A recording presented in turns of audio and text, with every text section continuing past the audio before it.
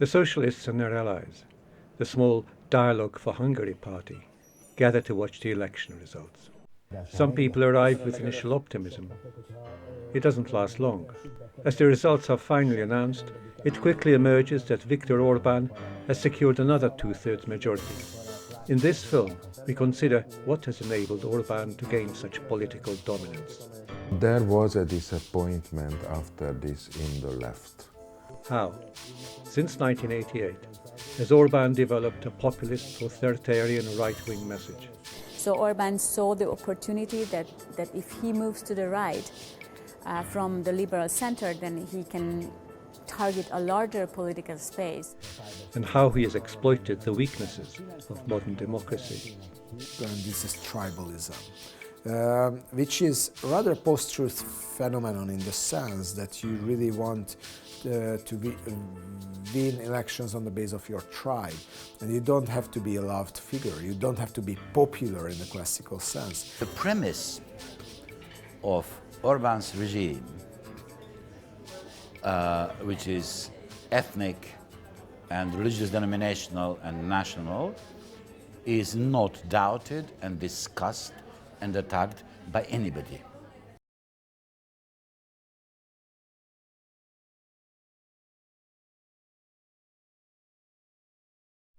But the story of how Hungary's democracy has developed has to start near the beginning, in 1988.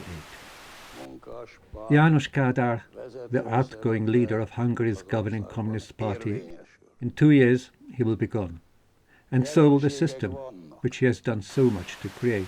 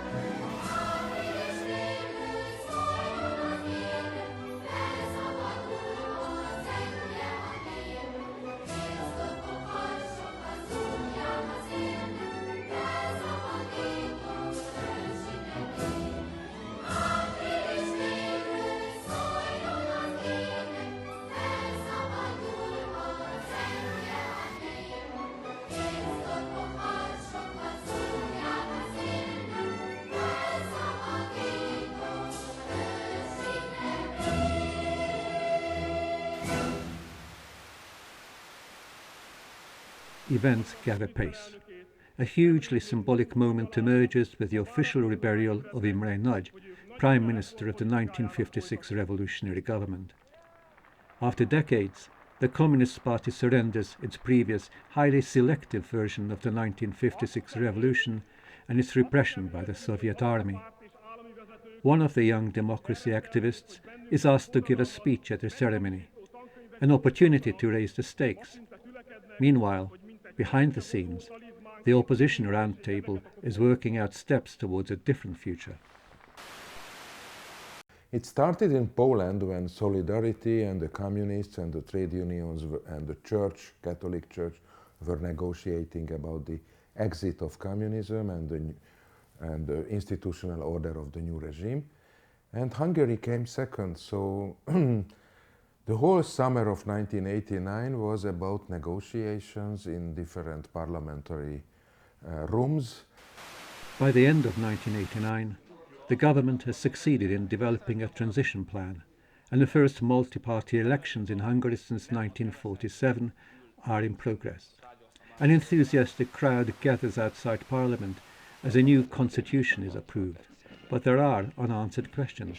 For example, what of Hungary's large security state and its huge network of informers? Social participation was limited as compared to Czechoslovakia, East Germany or Romania. That is true.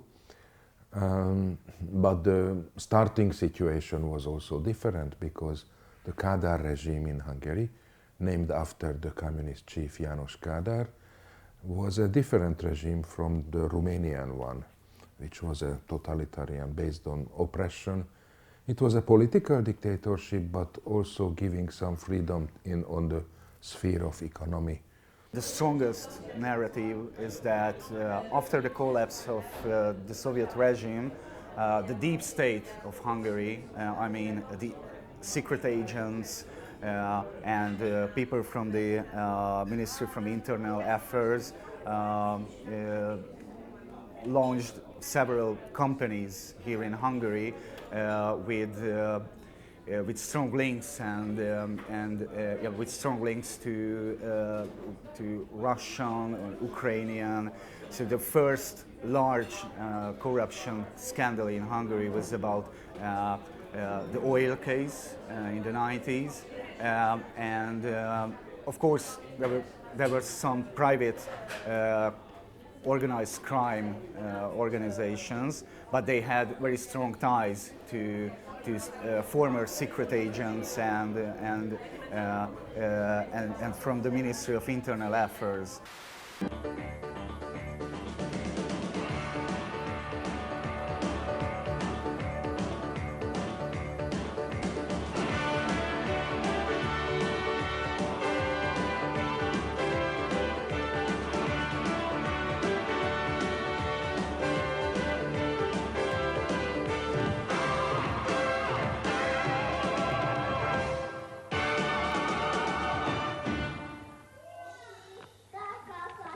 Ezek a mi gyerekeink.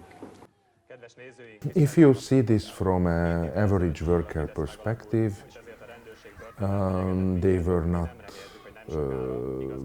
worse than they might find themselves today.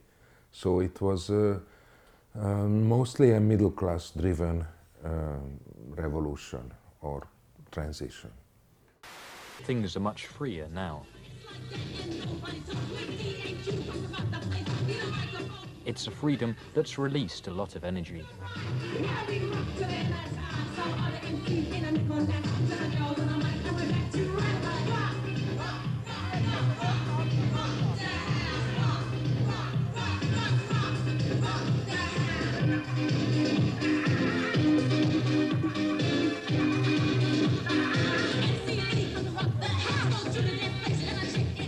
I'm Julia Katona. I'm 16 and go to grammar school.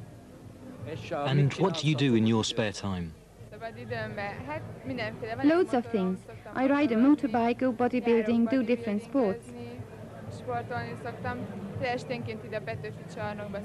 I come here on Saturday nights and go to other clubs other nights.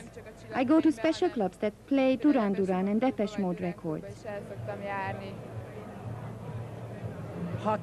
If you had one wish, what would it be?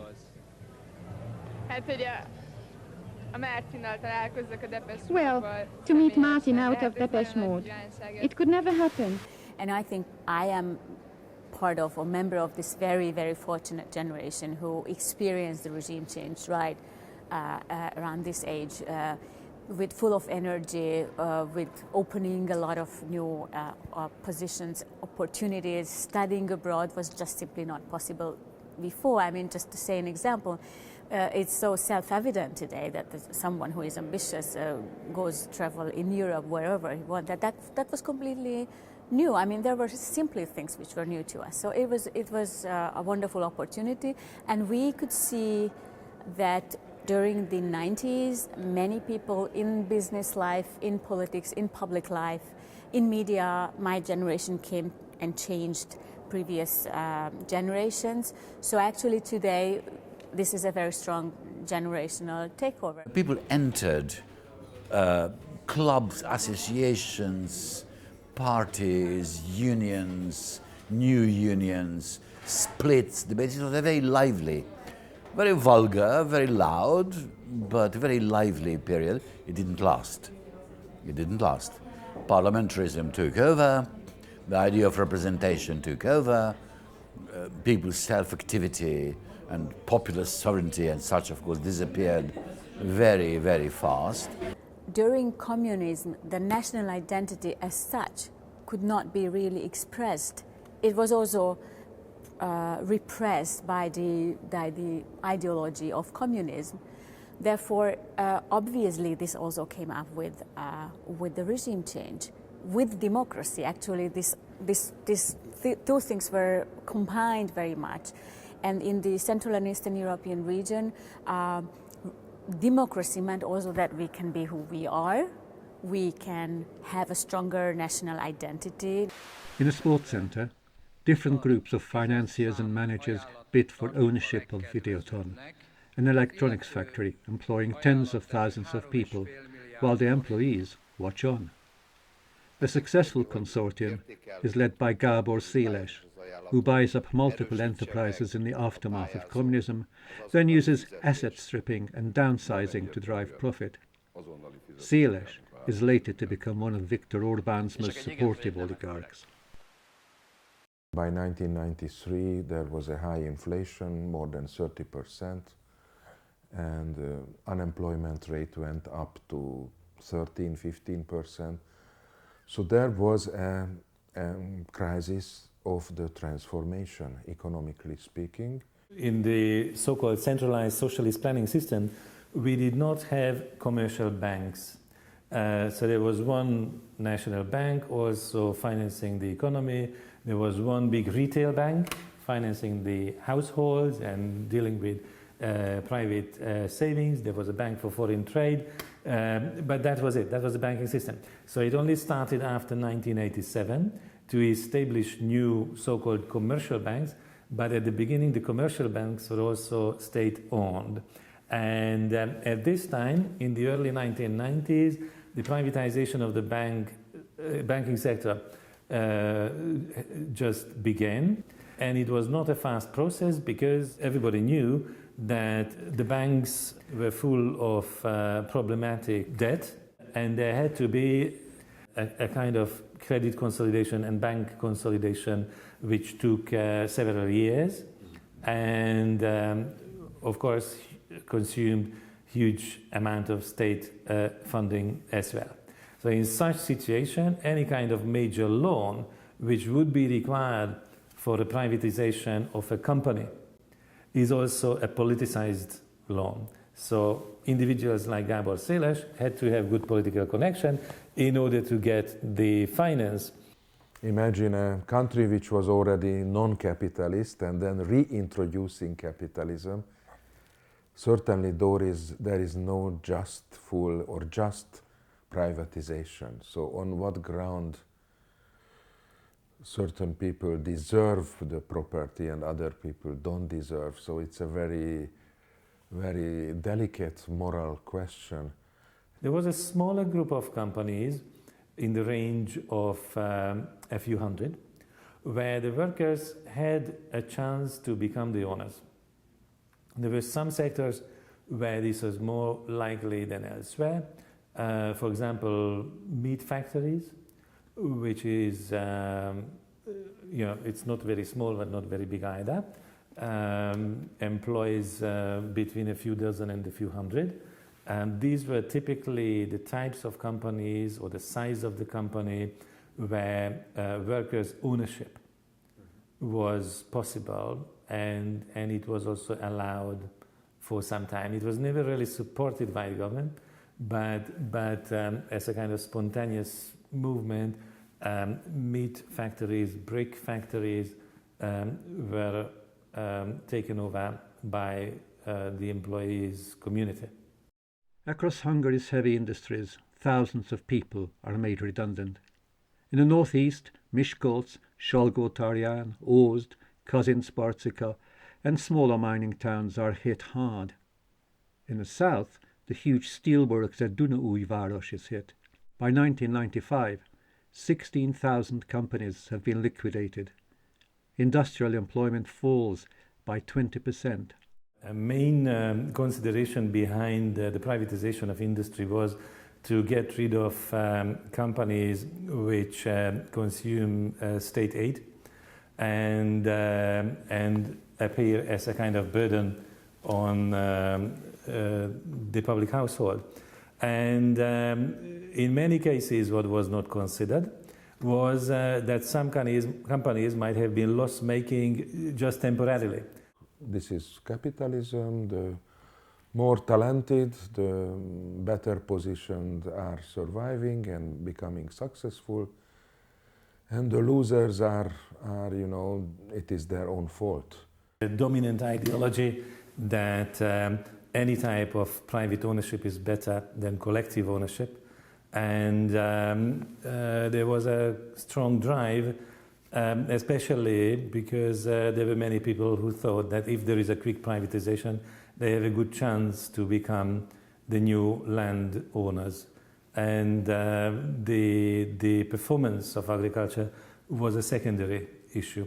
It was not really considered at that time. People were actually quite enthusiastic about this exploitation, and they wanted the more multinationals, the better. The first people to protest against the influx of Western capitalism and Western capital and Western companies were, of course, the extreme right. And protesting against Western domination and Western interference have already, in the second half of the 1990s, branded fascist, and because indeed they were voiced by fascists.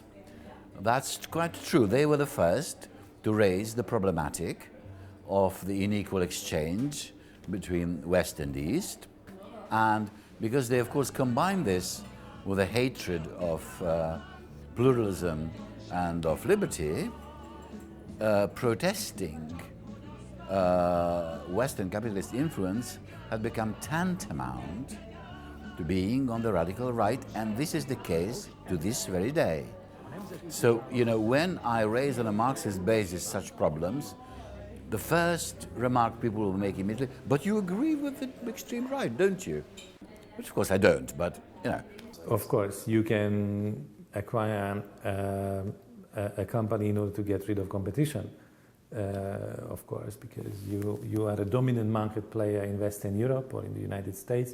You have a small competitor in Hungary, you want to get rid of it, for example, paper industry, sugar industry, and then you can just downsize and it still pays off because it was so cheap, because the forint was undervalued, because the government needed cash quickly. I have to mention that many international, multinational companies which privatized most of the state-owned companies here in Hungary, they were also very corrupted guys. I would agree that this is a mixed picture. I think in many cases where foreign companies came, for example, the automotive sector, but also other examples of machinery or others, you know, there is not only a maintenance of economic activity, but you may have very good examples of prosperous neighborhoods, prosperous towns. Look at the case of refrigerator, which was a major company in Hungary in the 70s and 80s. Swedish investment happened, and it continues, and it works just fine.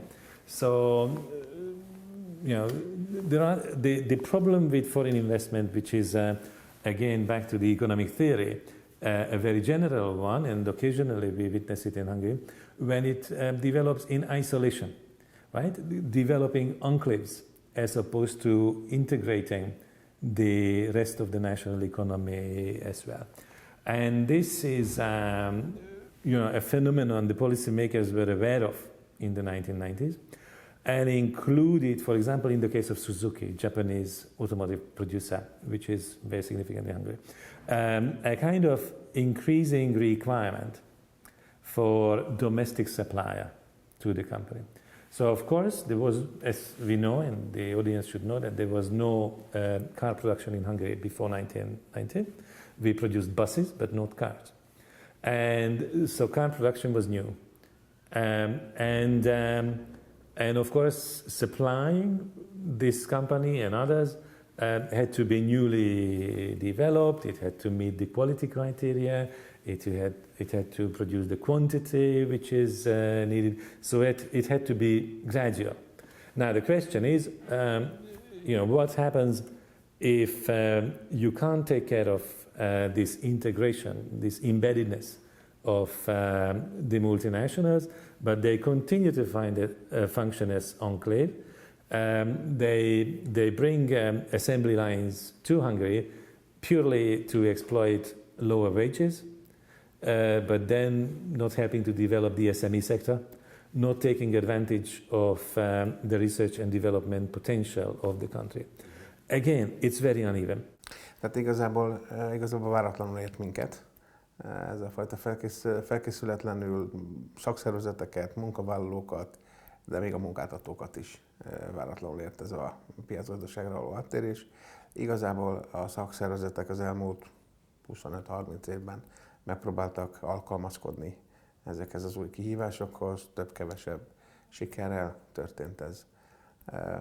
Vannak olyan területek, ahol jobban működött, de általánosan azért azt lehet mondani, hogy a szervezettség csökkent, kollektív szerződés lefedettség csökkent, munkahelyi biztonság csökkent, foglalkoztatási biztonság is csökkent, és ebből adódóan a munkáltatók lényegesen jobban jártak ezzel a változással, mint a munkavállalók. Well, indeed, but the government could have taken a more cautious road. If you look at the Czech Republic at that time, if you look at Slovenia, they deliberately took a slower path, a more gradual transformation in order to avoid mass unemployment to rise so quickly as it happened in the case of Hungary. In some cases, the workers were simply just hit by decisions taken elsewhere and found themselves on the streets. In 1994, Hungary's second set of free elections takes place. Many electors turned to the socialists looking for mitigation of the effects of wild capitalism. Former communist socialists returned to power, but they were not really leftist. They were more liberal and they were in favor of radical economic change for what they believed a quicker transition to market economy. And they also benefited from this period of managerial capitalism. And people became disappointed. They really believed that the good part of the Kádár era would come back after '94, and in the meantime we would enjoy the fruits of freedom, like free traveling, free education, freedom of speech, etc.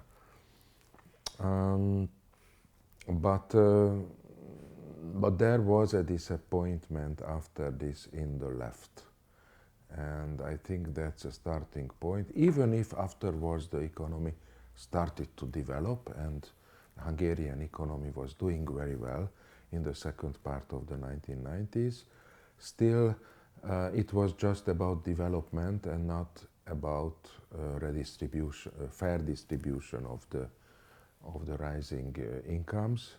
So inequalities were growing and people became a bit dissatisfied. Not everybody, of course, larger segments enjoyed the change, but the poorer parts of the society felt again that they were the losers repeatedly, and that might directed them to the far right. The problem is privatization under pressure, and especially privatization under time pressure and financial pressure. In this case, the last thing you can achieve is a fair price and fair conditions, including conditions for the employees. Basically, in the early 90s, you had complete privatization of the housing stock, and social housing was almost completely eliminated, to my knowledge. And I mean, some of that was, I think, driven by, narrowly speaking, economic reasons, fiscal reasons, how the state was from the early 80s on in a debt crisis to some extent, and which got, with the recession in the 90s, it got particularly severe.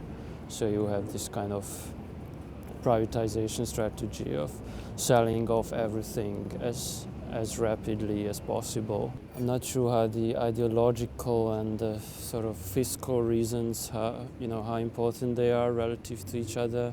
There was a non-sensitive approach to the lower classes, let's put it that way. But that was not simply the failure of the government, but that was the sort of general non-solidaristic approach in the society. There was a speedy segregation of the Roma people who were not so much segregated. They lived in Budapest and somehow they were squeezed out from Budapest and now forced to go back to some villages and smaller towns in eastern Hungary. There was a war between liberals and nationalists over mainly symbolic issues and cultural issues. For instance, just acknowledging the fact that you were living in the midst of an economic collapse that actually goes beyond anything experienced, as far as I know, let's say in Western Europe or even in Hungary before, apart from the war, has somehow not really been was somehow not really part of the debate.